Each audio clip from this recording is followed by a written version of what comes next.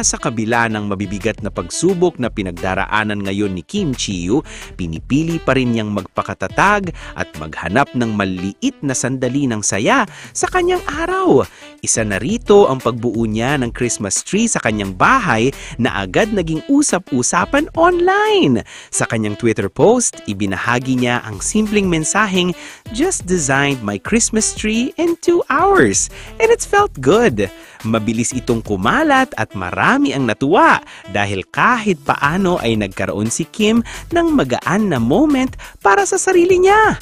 Para sa fans, simbolo raw ito na unti-unti na siyang humihinga at kumakapit sa mga bagay na nagbibigay sa kanya ng comfort at normalcy sa gitna ng mga hamon at emosyonal na bigat na kanyang kinakaharap ngayon.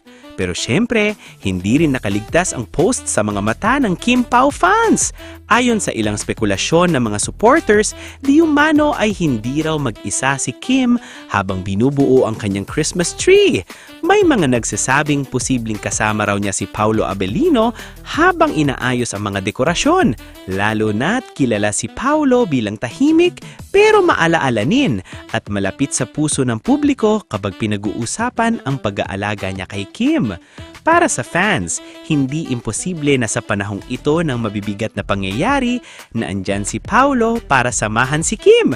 Kahit pa sa simpleng pagkabit ng ornaments, pag-aayos ng ilaw at pagbuo ng isang Christmas tree na puno ng pag-asa at tahimik na saya. Marami ring netizens ang nagkomento na ramdam daw nila ang magandang energy mula kay Kim sa post. Parang may positibong presensya raw sa paligid niya habang ginagawa ang tree at syempre, hindi maiiwasang iba to ang tanong kung sino kaya iyon?